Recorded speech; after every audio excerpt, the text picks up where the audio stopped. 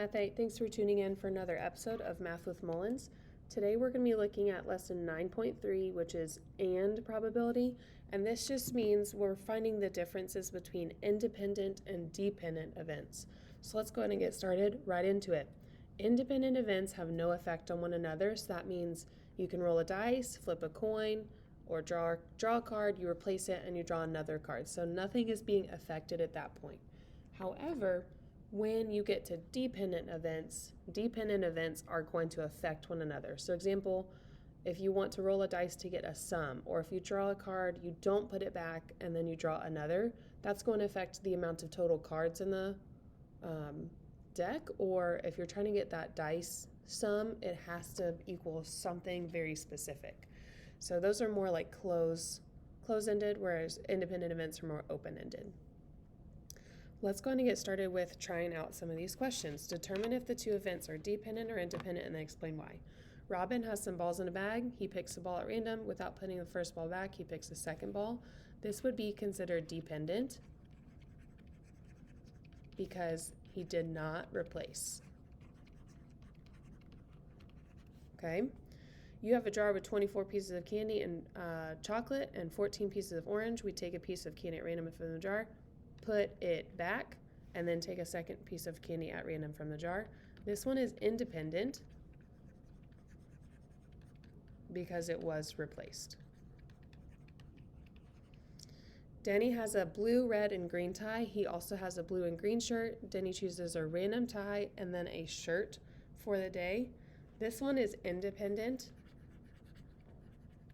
because he's not talking about two of the same objects. He's talking about different objects. Okay, so those are not affecting one another. Keeping it going. Now you can maybe try these on your own. So determine if the two events are dependent or independent and then explain why. A tree has 4 red flowers, 2 blue flowers, and Brandy plucks 1 flower from the tree. After some time, her sister will pluck a flower from the same tree.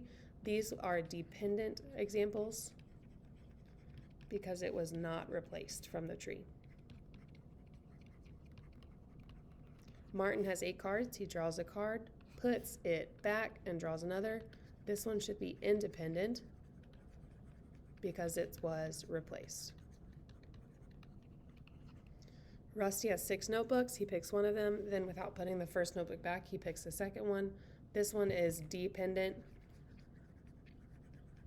because he does not replace it.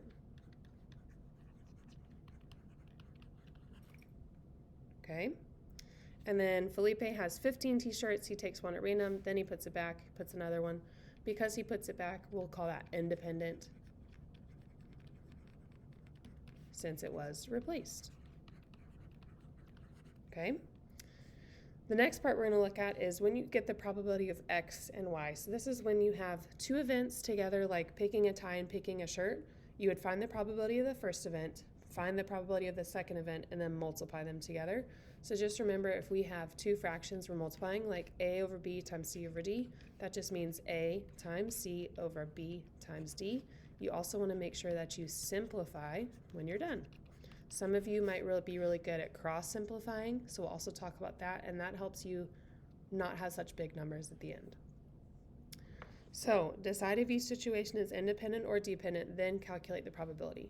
Dina has a box with 7 blue marbles, 3 pink marbles. 2 marbles are drawn without replacement from the box. What is the probability that both marbles are blue? This would be a dependent event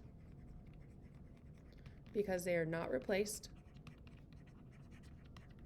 So the first time I draw a blue marble, that would be 7 out of 10, right? Because 7 plus 3 is 10.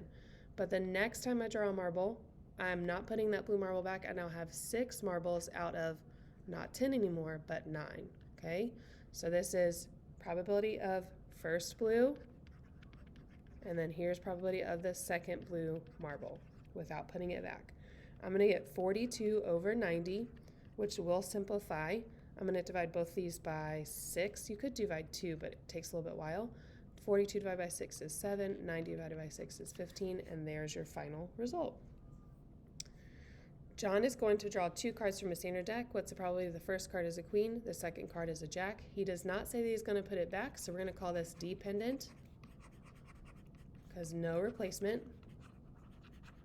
So when you have a deck of cards, when you draw your queen, there are 4 queens out of 52.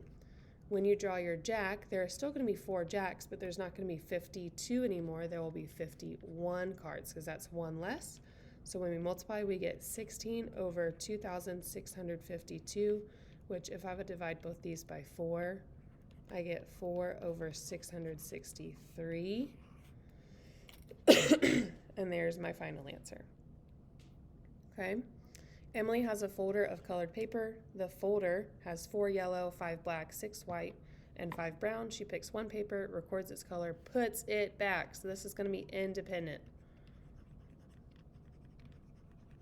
because it's being replaced.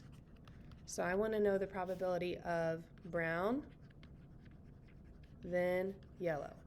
Okay, so initially I have 5 brown papers out of 20.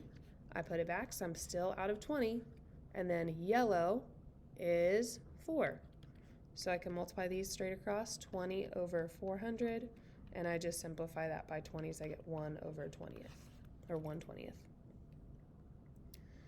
Holly is going to draw 2 cards from a standard deck without replacement, so automatically we know that's dependent, because no replace. What is the probability that the first card is a king and the second card is another king? Again, we start with 4 kings out of 52, but then the next time there'll be 3 kings out of 51. We multiply straight across, we get 12 over 2,652.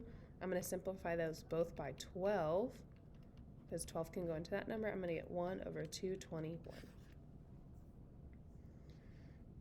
And then our last one, Andrew has a box which contains 4 pink, 5 yellow, 6 green. He picks 1 block, records it, puts it back. So already we know it's independent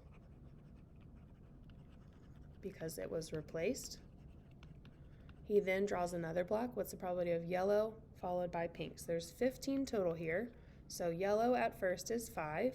I'm still going to have 15 because I replace it, but this time I have 4 pink. So here's yellow, here's pink. Multiply straight across, I get 20 over 225, and I'm going to divide both these by 5. I'm going to end up getting 4 over 45, and that'll be my final answer. So that'll be all simplified.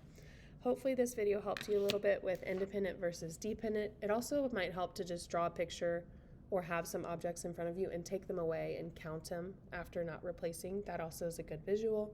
This was just kind of a quick way to do independent versus dependent. Hope this video helped you. Have a great day, Math 8, and tune in next time when we talk about OR probability. See you later.